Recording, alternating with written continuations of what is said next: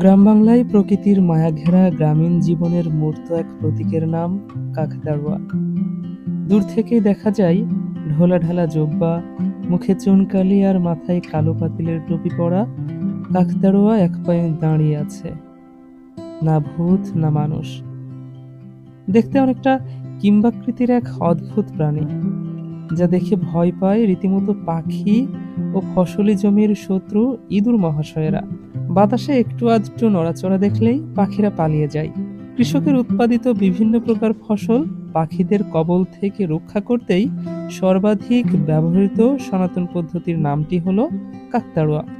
হালকা লিকলিকে এমন মানবাকৃতির কাকতাড়ুয়া সামান্য বাতাসে যখনই নড়ে ওঠে, আর তাই দেখে ফসলি জমিতে আধার নিতে আসা পাখিরা মানুষ ভেবে ভয়ে উড়াল দেয়।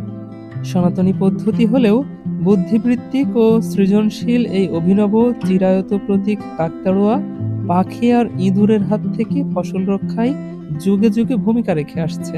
দিনের বেলায় পাখিরা এই অদ্ভুত জিনিসটি দেখতে পেয়ে সেই জমিতে আর নামতে সাহস পায় না। এমন বিশ্বাস থেকে গ্রামের কৃষকদের মধ্যে ব্যাপকভাবে কাকতাড়ুয়ার ব্যবহার শুরু হয় প্রাচীনকাল থেকেই।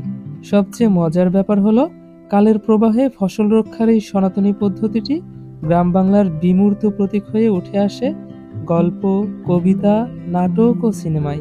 কৃষকের সৃষ্টিশীলতার মুগ্ধতায় এই অভিনব আবিষ্কার কাকতাড়ুয়া কেবল ফসলের জমিতেই নয়, উঠে এসেছে গ্রামীণ ঐতিহ্যের তালিকায়। এরপর কাকতাড়ুয়া আধুনিক সমাজে পৌঁছে যায় শিল্পীর চিত্রকর্মে, বইয়ের প্রচ্ছদে প্রচ্ছদে।